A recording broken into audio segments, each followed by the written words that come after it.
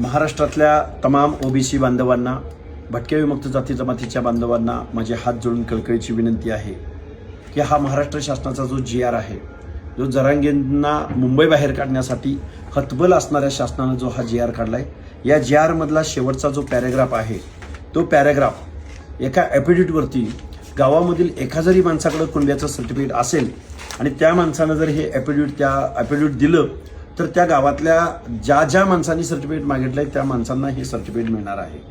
याचा सरळ अर्थ असा आहे की या GRद्वारे जो बोगस कुणबी सर्टिफिकेटचा सुळसुळाट गेल्या दोन वर्षापासून महाराष्ट्रात आहे, त्याच्यामध्ये आता जास्त प्रमाणात वाढ होणार आहे आणि बोगस कुणबी सर्टिफिकेटद्वारे महाराष्ट्रामध्ये बेकायदा सर्टिफिकेटचा सुळसुळाट या महाराष्ट्रामध्ये होणार आहे आणि पर्यायानं या GRद्वारे ओबीसीच्या आरक्षणाच्या नरडीचा घोट घेण्यात आलेला आहे।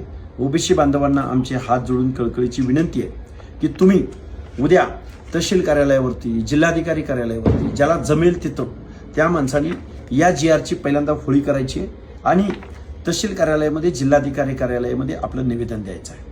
आत्ता जर तुम्ही नाही उठला, आत्ता जर तुम्ही नाही बोलला तर याचे परिणाम तुम्हाला येऊ घातलेल्या 5 वर्षामध्ये बघायला मिळतील। स्पर्धा परीक्षा देणारे विद्यार्थी असतील किंवा उद्या पंचायत राजमध्ये निवडणुका लढणारे कार्यकर्ते असतील, बांधवांनो कधीतरी उठा, कधीतरी जागा व्हा, या GRचा अर्थ समजून घ्या, इथल्या आमदार खासदारांना याचा जाब विचारा। आज रोजी तुमचं आरक्षण संपलेलं आहे। शासनाला असा GR काढायचा कुठलाही अधिकार नाही। राज्य मागासवर्ग आयोगाच्या शिफारशीशिवाय अशा पद्धतीचं एक्झर्शन करण्याचा शासनाला अधिकार नाही। तरी पण झुंडशाहीच्या बळावर एका चौथी नापास माणसाच्या सांगण्यावरून जर हे घडत असेल तर ओबीसी बांधवांनो, आज रोजी तुमचं आरक्षण या GRद्वारे संपलेलं आहे। ठरवा आणि उद्यापासून आंदोलनात सहभागी व्हा।